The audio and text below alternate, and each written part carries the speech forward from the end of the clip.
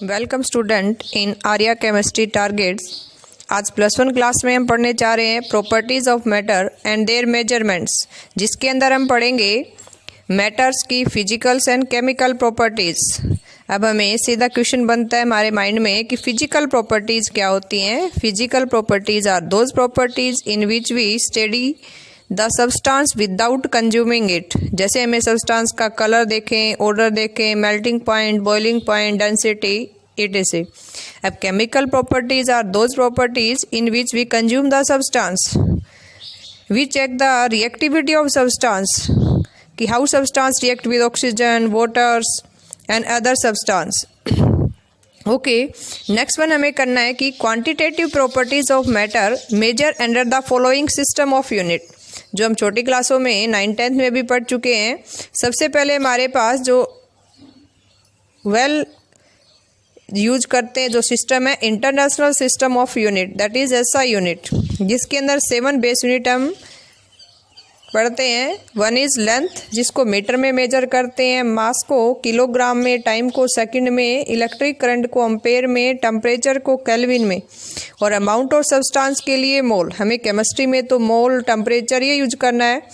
Luminous intensity को देखते हैं कैंडेला में। सेकंड हम यूनिट पढ़ते हैं जो इन्हीं बेसिक SI यूनिट से ड्राइव करके बनाते हैं, इसलिए इनको बोल देते हैं ड्राइव्ड यूनिट। जैसे स्पीड निकालनी हो, वॉल्यूम निकालना हो, डेंसिटी निकालनी हो, एरिया निकालना हो, एंड etc ऑन, जो सब आपको पता है, हम ये मान के चल रहे हैं। अब देखो, जब भी कोई मेजरमेंट करते हैं तो उसमें बड़े बड़े रिजल्ट भी मिल जाते हैं, तो उसमें कुछ ना कुछ अनसर्टेनिटी इन मेजरमेंट को अगर स्टडी करें तो फॉर वेरी लार्ज और very small numbers that have many zeros and can be expressed by using scientific notation. Scientific notation means n into 10 the power n की फॉर्म में अगर राइट करें तो कैपिटल n तो represent करता है any digit between 1 to 10 और small n represent करना है एक्सपोनेंट। अगर मैनी जीरो छोटी संख्या है डेसिमल्स के बाद नॉन जीरो के बीच में आ गई तो हम पावर माइनस में चढ़ा देंगे उतनी।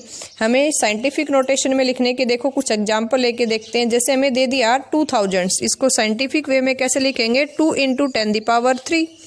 अगर यही हमें मेंशन दे रखा हो कि 0.0002, तो हमें साइंटिफिक नोटेशन में जो हम कैपिटल एन यूज कर रहे हैं वो कोई भी नॉन जीरो संख्या होनी चाहिए, कोई भी नॉन जीरो डिजिट होनी चाहिए। तो क्या हो जाएगी, डेसिमल को जितना ही हम राइट साइड में लेके जाएंगे तो पावर उतनी ही माइनस में चढ़ा देंगे, जितना लेफ्ट साइड में लेके आएंगे उतनी ही पावर प्लस में चढ़ा देंगे। तो हमारा ये कैसे रिप्रेजेंट करेंगे, 2 into 10⁻⁻4। ऐसे ही कुछ आगे आप करके देखेंगे। ये आपके लिए है कि आपको साइंटिफिक नोटेशन करना आना चाहिए सभी को। जब भी हम आंसर को लिखेंगे, लगभग अपने आंसर बड़ा आता है तो उसको साइंटिफिक फॉर्म में लेके आएंगे।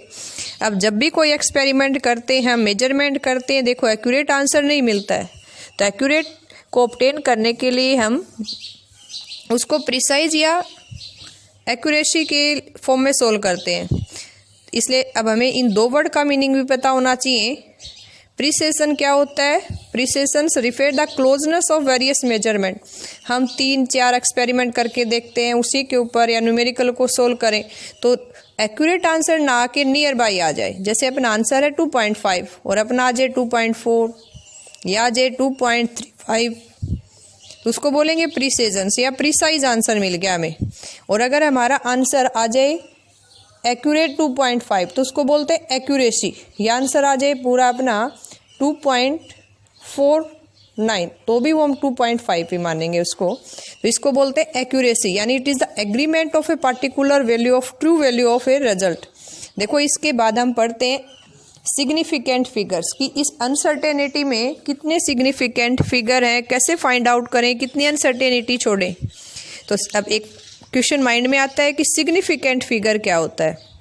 सिग्निफिकेंट फिगर क्या है, द अनसर्टेनिटी इन एक्सपेरिमेंटल्स और calculated value is indicated by mentioning the number of significant figure.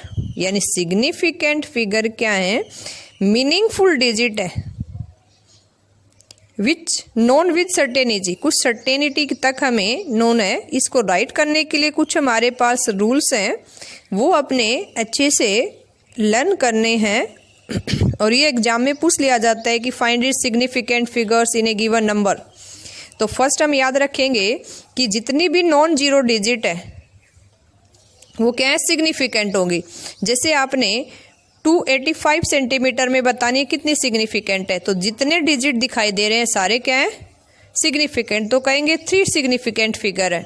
ऐसे कहे कि zero precedings to first non zero, कोई भी नॉन जीरो डिजिट के बाद जितनी भी जीरो आ जाएं उनको तो हम सिग्निफिकेंट मानेंगे, लेकिन नॉन जीरो के पहले जितनी भी डेसिमल्स के बाद नॉन जीरो डिजिट से पहले बीच में कोई भी जीरो आ जाए उसको काउंट नहीं करेंगे। जैसे हमें कहे कि 0.03 में कितनी सिग्निफिकेंट फिगर है, तो हम सिर्फ 3 को काउंट करेंगे, तो कितनी हो जाएगी, 1 सिग्निफिकेंट फिगर। ऐसे कहे कि zero between 2 non zero digit are significant, zero अगर किसी 2 नॉन जीरो के बीच में आ जाए, चाहे वो डेसिमल के बाद है चाहे डेसिमल के बीच में है। जैसे हमें कहे कि 2005 है यानी 2005 है, तो भी कहेंगे 4 सिग्निफिकेंट फिगर है। या हमें कहे कि 2.005 है, तो भी कितने कहेंगे, 4 सिग्निफिकेंट फिगर। ऐसे जीरो एट द एंड और right are significant provided they are no right side of decimal point.